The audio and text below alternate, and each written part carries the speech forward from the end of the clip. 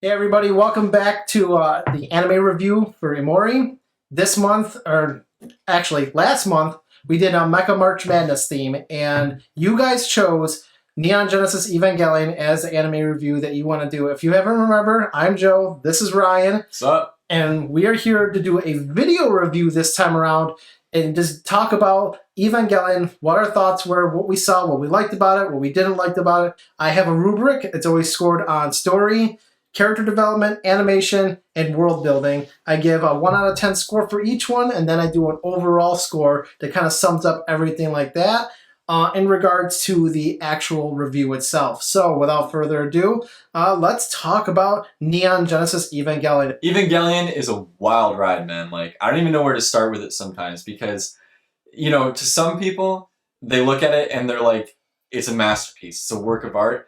And to other people who aren't looking at it on a deeper level, it's one of those animes where it's just like, what did I just watch? Like, what did I just witness? It was a lot of screaming, a lot of dead air, and a very confusing ending. So it can go on both ends of the spectrum, but I tend to agree with you. I lean towards more, this is an art piece.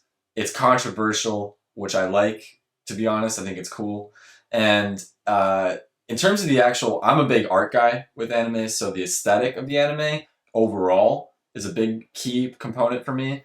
And I'm also a mech fan naturally, so I'm automatically geared into that because of that alone. So that's interesting. So for me, story is everything to me in anime. It could have a terrible animation.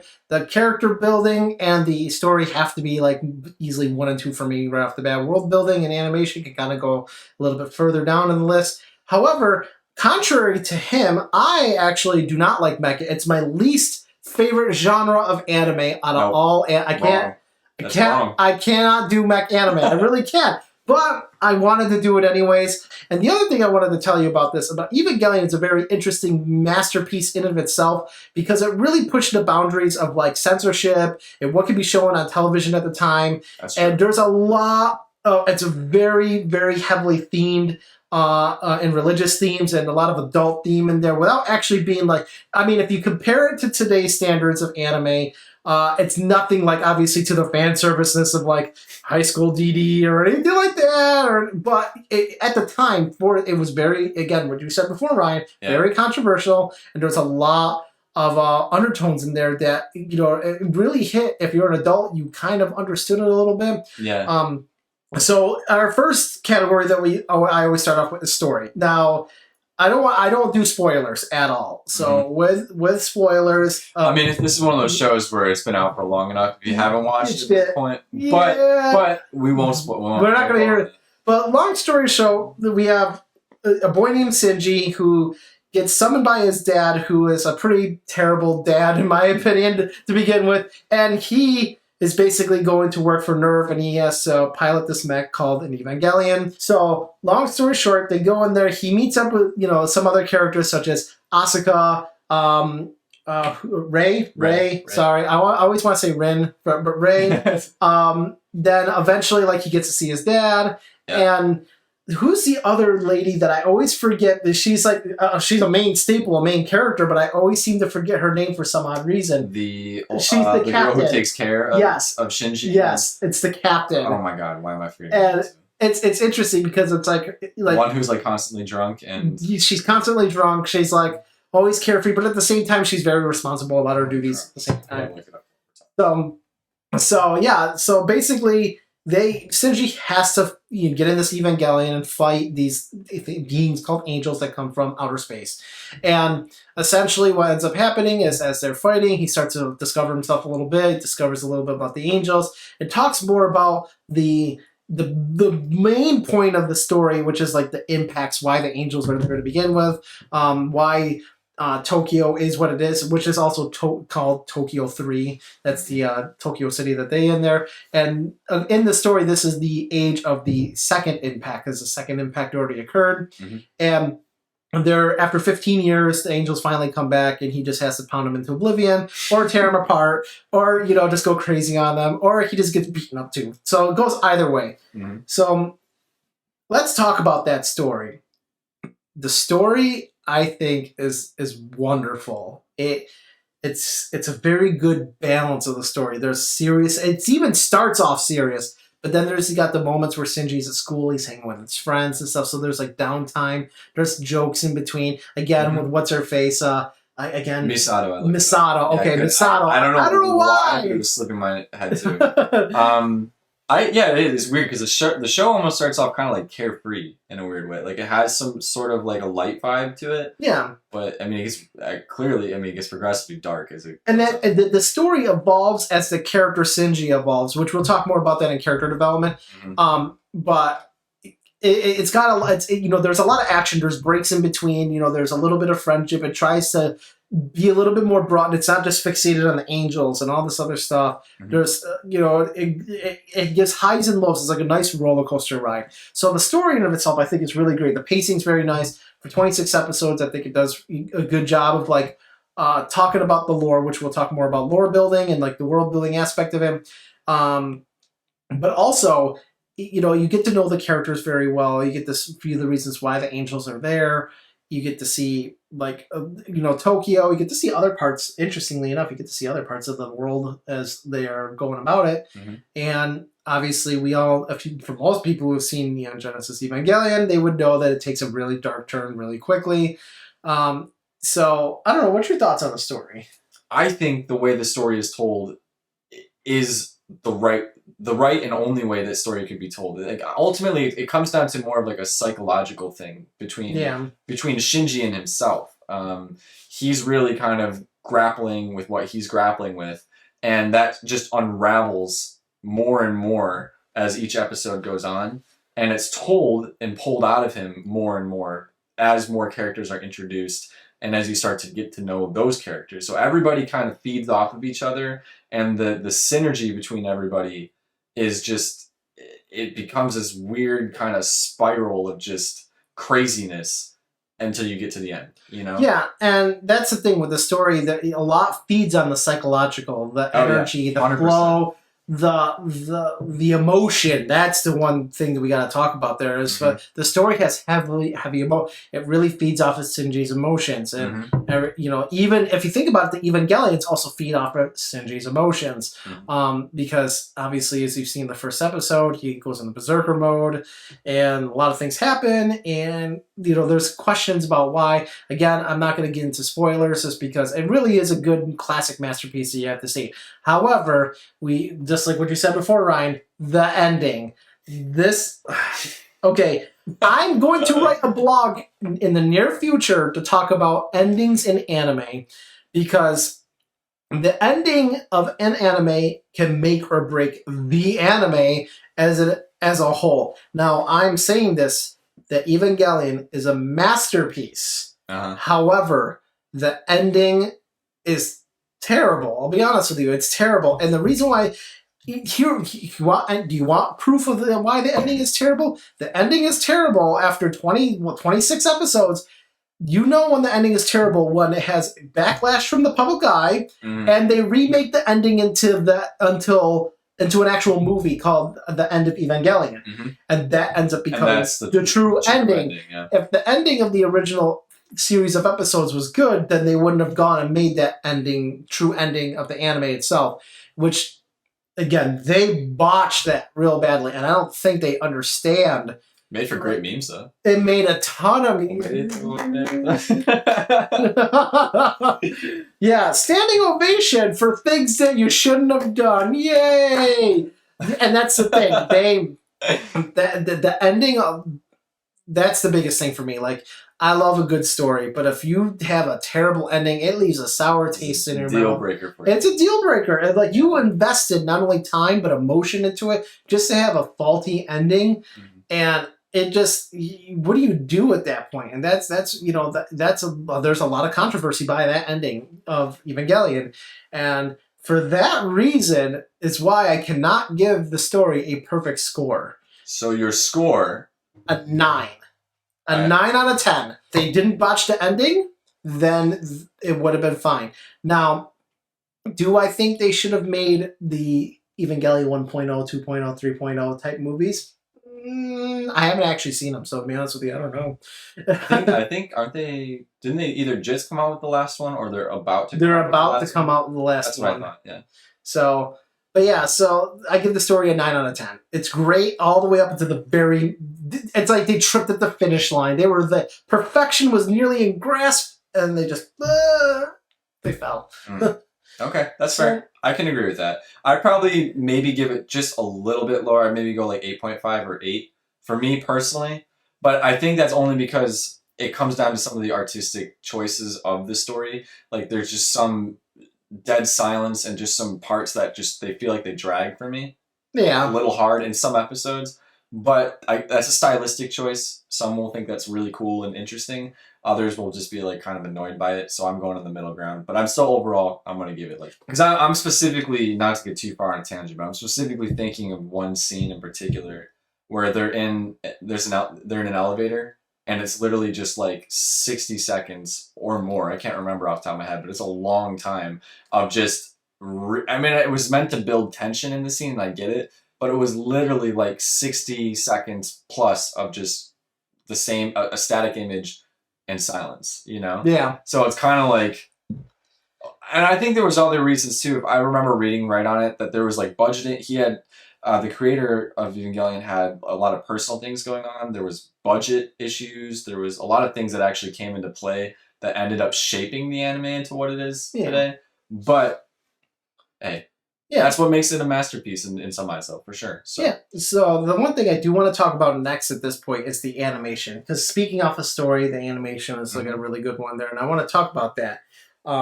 Animation, I thought, for the time, was very good. Like, oh, yeah, it's iconic 90s animation. Iconic 90s animation. You use good background imagery, the good pastel background imagery. You could tell that there was a lot of love put into it. And then, of course, from the foreground perspective, the Evangelion is very clean, crisp animation. You really see the emotion, the animation of the characters, especially Shinji, because I don't feel bad for him, but you could see that emotion really well. I think the animation it's fast paced in its own way. Again, we're talking a 90s anime here, and I think it was really good for its time. Yeah. No, I completely agree. It has a whole vibe to it, just in terms of its art and style, which is why you see it on so many. I mean, if you're following Imouri, you're probably following other anime streetwear brands, and you've probably seen, I swear, every other anime streetwear brand out there has some sort of involvement or some piece of clothing that has some sort of art related to, or that is strictly just from Evangelion. I mean, it's inspired like tons of different things, mediums when it comes just beyond the show. I mean, merchandise for Evangelion is insane. So that speaks to its art style alone, you know? Yeah, and I think the art, like I said, the art style is really good. It made great use of like the backgrounds. It made great use of like the Evangelions, like again, the crispness of it. It was, consider like, Dragon Ball and all of them. They were all like heavy 90s hitters. Heavy 90s hitters, and Evangelion, was in the same boat as that, Yep. And I mean, my only gripe about the animation, honestly, like I said, it's fast paced, it's really good. It even during the tension buildups and stuff, it made a lot of, great use of lighting, especially when they're inside piloting the Evangelion and stuff with the flashes and the strobing. My only gripe about animation is there's like a lot of the times you could see the animators, and I think this goes back to a budgeting issue. I'm not saying it was their fault or anything like that, or they weren't skilled. I think because of the time budget that they had, you could see that there were details in like the streets of Tokyo 3 and that were they were put on there. They were lacking a bit. Like if you take anime nowadays having like strong attention to detail, even for the most minute things, they were attempting to do that. You could really tell that they were attempting to do that. Yeah. But again, with budgeting and time, it just couldn't get the love that it deserved. Couldn't get the Makoto Shinkai, your name kind of look, Yeah. Well, no, again, let's go to Makoto Shinkai, and you could see like the animation in just the smallest detail, as crisp, as clean, it's legible. And this, it's sort of like that, but it's kind of like haphazardly at the same time. Yeah. There's like one scene where like Shinji's like on a side of the road and stuff, and there's like the road signs, and the road signs are just so interesting. Shinji, great. background great, road signs terrible. And it really was like that though. Yeah. And there was a smaller detail that's kind of got left behind because probably budgeting, they couldn't finish it off or anything. But the fight scenes though are like anything. They're sick. They're with the angels and like I love it. You could really like. I mean, if you think about it, Tokyo 3 is in that Geo spot or Geo hotspot area. Yeah.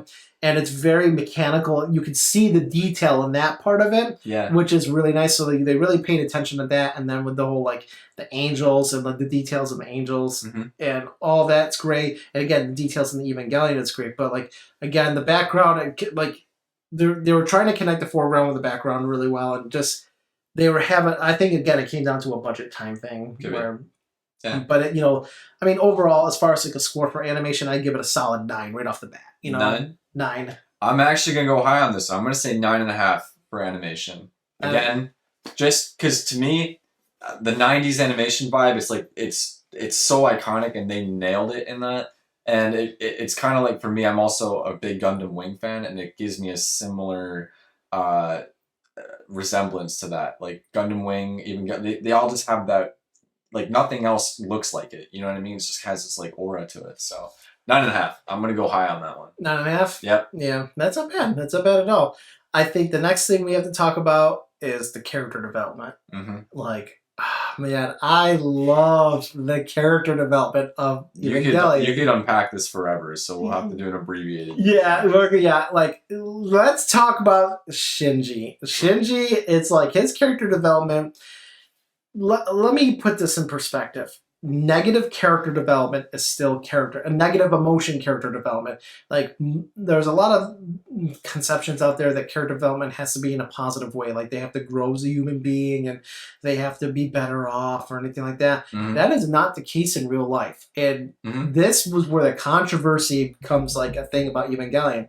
Evangelion's character development is pure genius, and the reason why I say this is because it is negative character development, and they made great use. As the story progresses, you can see Shinji's mental state decline as it goes. He's deteriorating, and it's deteriorating. The pressure, everything around him. It's like you can see that like slowly decaying over time, and it gets worse and worse and worse and worse. I mean, there are some scenes that I don't want to talk about this because of friendliness, but I'm just saying, yeah, Asuka, hospital bed, yes. That's when it really peaks. And, But at the same time, character development, it's not just one character. It's all the characters combined helping Shinji.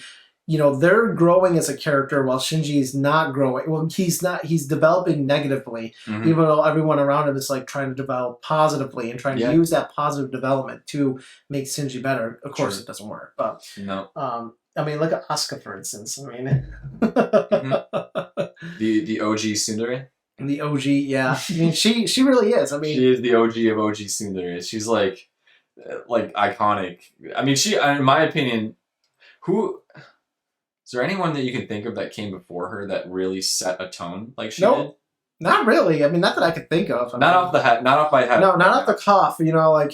And that's the thing with Asuka. She meets Shinji, and it's like they're butting heads. They hate each other, but you can see her start to slowly grow on him and start to get a more, tsundere / love connection with Shinji. Shinji, oblivious to everything, and it's like, well, like he's got too much on his mind. He's got too much on his mind, thing through his dad and stuff, and you can even see the character development and Rei, and even Misato as well too. Both of them are still that. Rei, she's all stoic and like, no, I only care for Shinji's dad. And Shinji, on the other hand, his development is so well done because you could see it little by little, piece by piece, through his emotion, through the story, as he slowly degrades in the madness from everything that's around him. And it's a good build of negative development. And, they're feeding off, like, you could see them even feeding off of his negativity. Oh, yeah. Sure. They're trying to grow, but they're struggling to grow in a positive way because Shinji,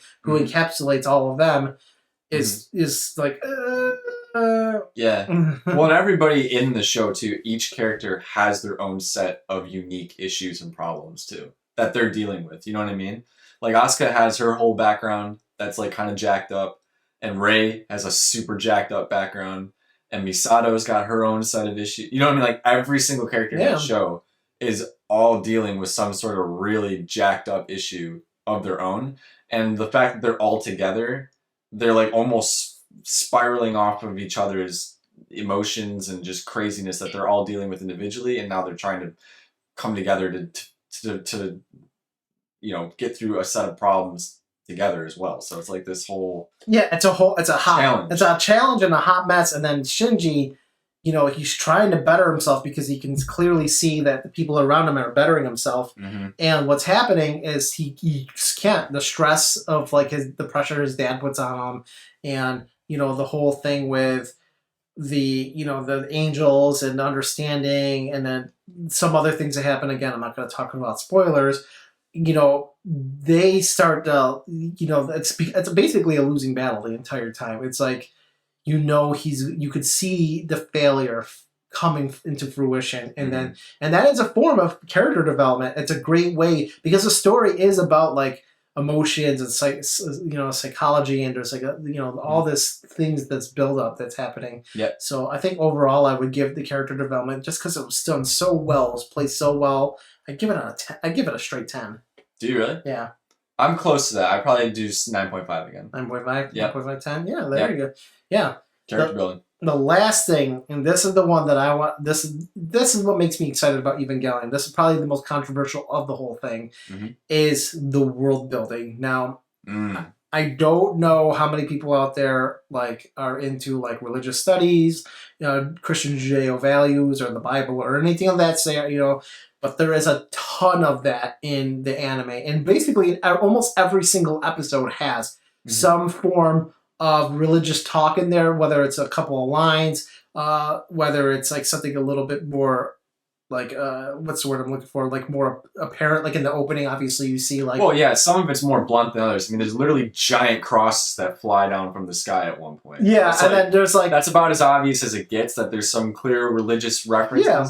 But other stuff does go over my head because I'm not too invested in that. Yeah. But so like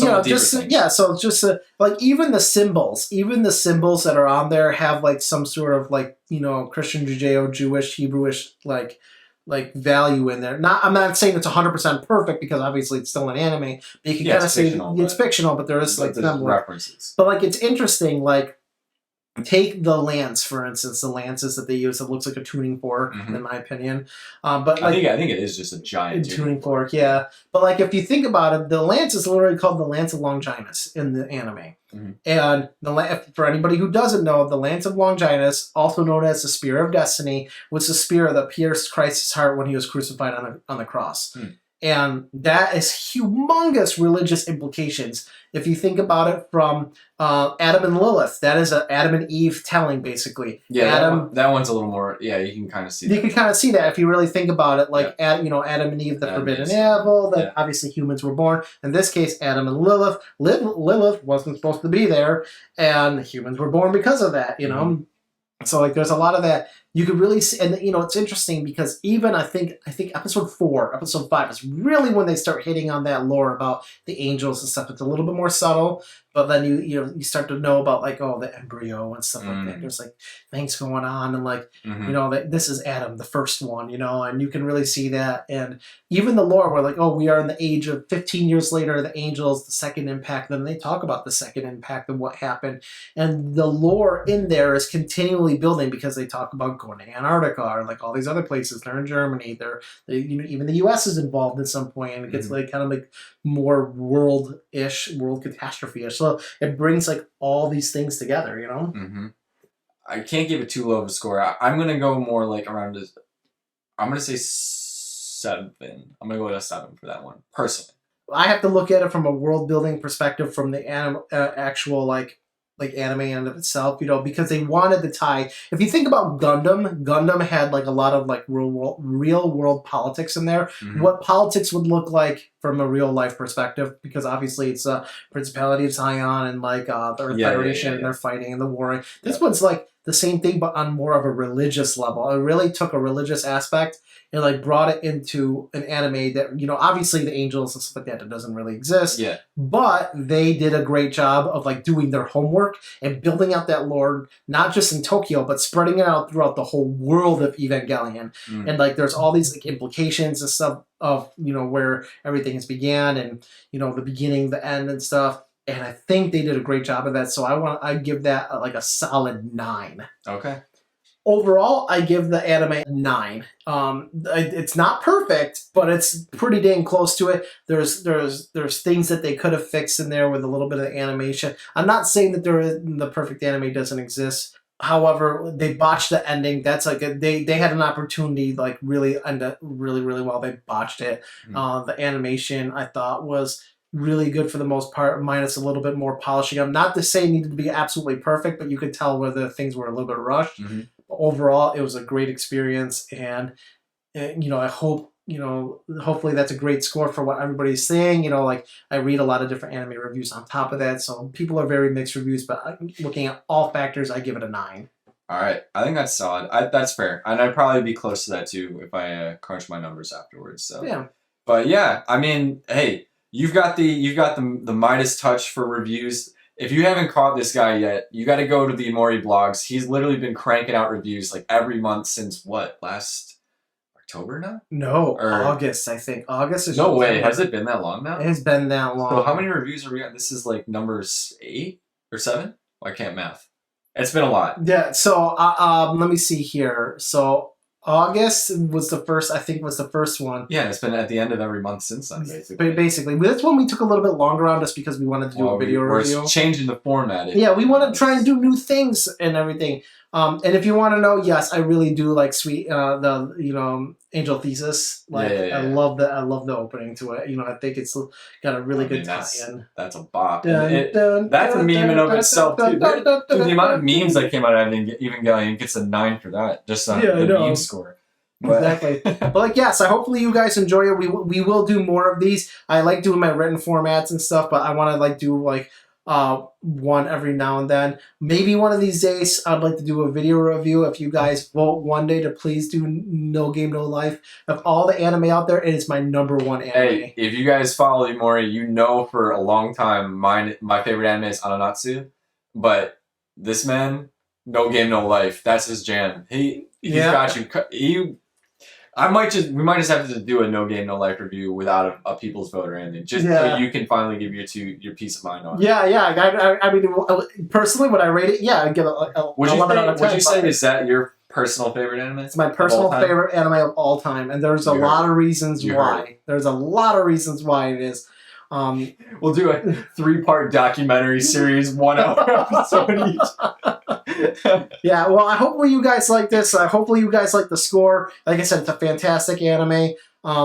Once we post on this, you know, talk to me about it. I love hearing what you guys have to say. I always take good criticism and stuff. So, you know, till next time, guys. Peace. Peace.